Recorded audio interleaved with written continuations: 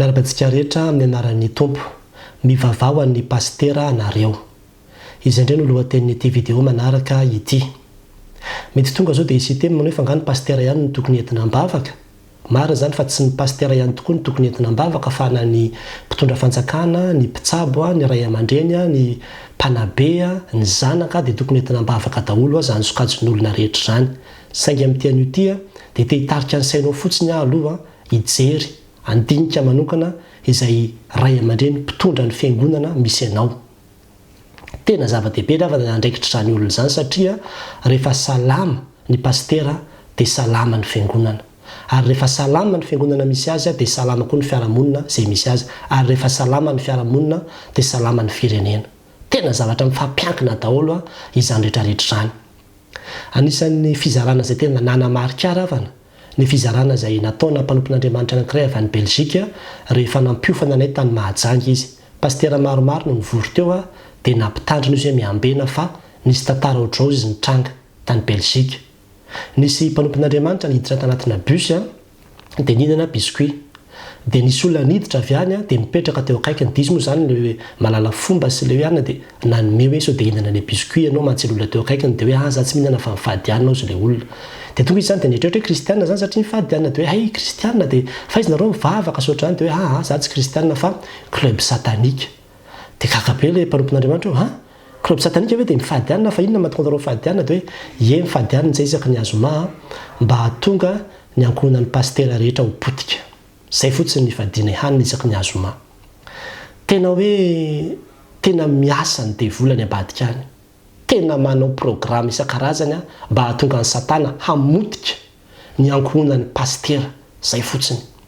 Ary zany no tena teny amintsika kristianina fa tena misy le tenin'Andriamanitra izay ambara any amin'ny Marka 4:7-20 manao hoe ho tafotoana avokoa nareo rehetra hozy izy fa voasoratra hoe hamelin'ny mpiandry aho dia hiahaka ny ondry. Izany hoe rehefa voakitika ilay mpiandry dia miparitaka ny ondry. Ary tena tanteraka zany misy tenin'Andriamanitra any amin'ny Exodosy 7:20 manao hoe ary raha nasandratry Mosesy ny tanany dia nahery ny Israely fa raha nampidiny ny tanany dia nahery kosa ny Amalekita. Io tantara io ravana dia tantara mahavariana satria rehefa niady tamin'ny Amalekita ny zanak'Israely dia nasian'Andriamanitra niakatra teo ambony avoana i Mosesy nitondra ny tehina. Toy izy Andriamanitra hoe ampiakaro asandrato ny tananao miaraka amin'ny tehana iny fa rehefa misandratra ny tananao dia mandresy ny Israely. Dia nisy fotoana nefa reraka Mosesy dia nampidinina ny tanany dia rehefa reraka izy dia nandresy indray ny Amalekita. Naheritra zany ny Amalekita rehefa reraka Mosesy. Dia ny hafarany niditra tsehatra mihitsy i Arona sy Ora nametraka vato nipetrahan'ny Mosesy dia nitazona ny tanan'ny Mosesy teo foana mandra-paharivan'ny andro satria naharitra ela be le ady. Dia noho izay le hoe fiazomana ny tanan'ny Mosesy hatramin'ny farany teo zay dia nandresy tanteraka ny Amalekita ny zanak'Israely. Ny dikan'izany dia izao tena misy fifandraisany amin'ny fandresen'ny vahoaka ny faherezan'ny Mosesy. Izany hoe rehefa ny mpitarika no matanjaka sy mahery dia mandresy ihany koa ny vahoaka. Fa rehefa ny mpitarika no miravoravo tanana na vizana dia mazava ho azy koa ravana ankoatran'izay fa dia vizana ihany koa ny vahoaka. Ary jerevy daholo ny fiangonana rehetra izay hitanao fa matanjaka ara-panahy rehetra fa tsy maintsy matanjaka ara-panahy ny mpitarika n'izany fiangonana izany izay vao possible izany. Ary tena mifandray izany hoe miankina be dia be amin'ny tanjaka ara-panahin'ny pastera na ny pastora izay mitondra ny fiangonana misy anao ny ho tanjaka ao ara-panahy ihany koa fa tadidio zay. Mifandray izany zavatra izany. Mifandray izany zavatra izany. Ary zay mahatonga amin'ny teny manao hoe eto ambavaka. Aza eritreretina fotsiny hoe mandeha ho azy na dia nitory-teny izay ataony aza. Aza eritreretina hoe mandeha ho azy zany ka fanahy masina ve tsy hiasa aminy sy ny ohatran'izany fa tena mila entina ambavaka na dia niafatra satria sarobidy, saropady ary tena ilaina ny asan'ny fanahy masina fa tsy hoe ezaka asa sainan'olombelona fotsiny ny fitoriana ny tenin'Andriamanitra. Ary zany nahatonga amin'ny Paoly niteny tany amin'ny kristianina ny Tesalonika manao hoe ry rahalahy farany mivavao anay mba handehanan'ny tenin'ny tompo haingana ka hankalazaina toy ny eo aminareo. Izany hoe le fitoriana filazany tsara tena mila entina ambavaka. Tena mila entina ambavaka mba hahatanteraka an'ilay izy. Ho eto ambavaka ny mpitondra ny fiangonana izay misy ianao. Vao tamin'ity volana ity ravana tamin'ny fiantohan'ity volana ity nisy mpanompon'Andriamanitra napalahelo tany Amerika namono tena le pastera. Nefa dia tena pastera malaza. satria tratran'ny dépression izy. Za androany de tena tehiteny aminao fa tena pastera no miresaka aminao fa tena be dehibe ny pastera tratran'ny dépression. Tena be dehibe ny tratran'ny dépression satria matanjaka be le pression, mafy be ny asa ary indrindrandrindra ny zavatra andrasan'ny olona tena hoe ny olona mieritreritra an'izany pastera zany olo masina mihitsy ka raha vao misy fahalavona na misy faute kely ohatran'izany de tena masika matanjaka be mihitsy ny kritika izay ataon'ny olona ary tena mavesatra. Akoatran'izany moa ny asa samihafa izay hoe tadiavin'ny olona maketsy hitazaran'ny olona problème ohatran'izao de mavesatra koa satria ireny problème ireny tsy mandalo amin'ny saina fotsiny fa mandalo aty anatin'ny fo koa ireny problème ireny amin'ny maha-olombelona anao. Nefa akoatran'izay koa ny problème manokana de rehefa tratra ny problème izy de tsy hitany hoe iza no izarana an'izany ary eo no mahatonga amin'ny teny manao hoe mivavah ho an'ny pastera nareo satria miankina amin'izany ny faherezan'ny fiangonana, ny fiarahamonina ary ny firenena. Tena sarobidy sy tena saropady izany hoe asan'ny mpitondra fivavahana izany. Ny devoly no mpiapanga ny rahalahy, ny devoly no faly raha misy mpanompon'Andriamanitra lavo. Indraindray nefa de mahagaga misy olona tsy mitondra bavaka an'le pastera izy fa de ny mitaraina ny amin'ny afatra ataon'ny pastera fotsiny no tena ohatran'ny hoe spécialitéany. Laha ny andro ianao mitaraina fa raha izay fotoana ny tarainanao zay no novavahanao azy angambany izy zavatra miova. Fa le fitarainana indraindray lasa mahatonga korotana ady savoritaka eo anivon'ny fiainan'ny fiangonana fotsiny. Fa raha tena mivavaka isika ka tena mivavaka ary tena mifanohana fa matanjaka be ny ataky ataon'ny devoly amin'ny mpitondra fivavahana.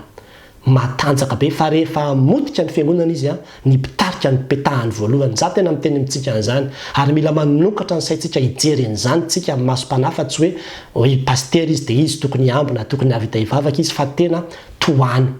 Meteza mihitsy ho arona sy ora hanohana azy ambavaka, hanohana azy mandra-pahatanteraka ny fiazakazany satria matanjaka izany ady zany ary tena mavesatra ny adidiny satria fanahin'olona maro no entina makany an-danitra ary miankina amin'ny toriteny ataonany na de ny fombiazanao sy ny finoanao sy ny mandrakizay anao raha de miankina amin'ny herin'ny toriteny ataony.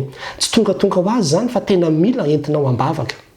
Mila entinao ambavaka ary tena aoka hanamboatra programa mihitsy tsika amin'ny hoe rehefa sabotsy de andao entina ambavaka ny toritenin'ny pastera. Rehefa sabotsy na tsy fantatro de asa no ivon'ny fiangonana afaka misy hoe vondron'olona tena hoe hitondra ambavaka, hanohana ambavaka ny mpanompon'Andriamanitra tsy ao anatin'ny ady ihany na ao anatin'ny fikorotana-piangonana fa na de tsy misy aza ny fikorotana-piangonana eto ambavaka fa hazavarim-bariana fotsiny fa na de ny saina mamorona sy mikaroka sy mampianatra aza de tena ilaina ny fitarian'ny fanahy masina ary mila hoentina ambavaka zany fa tsy tonga ho azy amin'izao fotsiny. Ary na de izao pedy zao ariavana de tena mangataka vavaka amintsika fa tsy mora ny manomana ny fampianarana rehetra izay entina amintsika eto hoe 10 minitra 10 minitra ny faharetany fa ny fanomanana an'izany tena mandany fotoana ka tsy mitaraina akory fa tena hoe mangataka tohano ambavaka. Raha tianao ny tohizan'izao asa zao tohano ambavaka. Ary zany koa ry havana no angatahana amintsika ho an'ny mpanompon'Andriamanitra rehetra. Ity mpamaranana de te ampahery ny mpanompon'Andriamanitra rehetra mahereza amin'ny asa zay atao, mahereza amin'ny fitoriana zay tanterahanao. Aza ekena hoe mavesatra tsika ny amin'ireny olona sokajiny olona sasany zay manakorotana ao anivon'ny fiainan'ny fiangonana ireny zay manavesatra mikritika sy manaratsy sy manenjika sy manakana le asa fotsiny. Fa de zao hoe mahereza jereo fa misy olona maro be koa ao anatin'ny fiangonanao izay mankasitraka ny asa zay ataonao ary meteza mandrakariva ilona mivavaka ifandray mandrakariva amin'ny tompo fa ny herin'Andriamanitra ihereriany no afadika manatanteraka izao asa goavana sy sarobidy izay tanterahantsika izao ary lehibe koa ny valipity misy mpanompon'Andriamanitra any ambany vohatra any zay tena misahirana tena mijaly na de ataoko ny amin'ny fivelomana sy ny sakafo aza raha mahita an'ity vidéo ty ianao de tena mahereza fa lehibe ny valipity antsika rehetra eo anatrehan'Andriamanitra.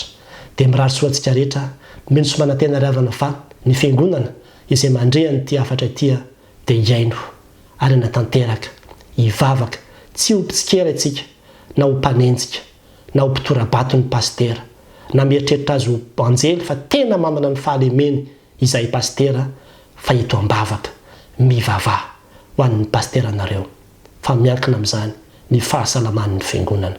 Ho an'Andriamanitra ny voninahitra. Amen.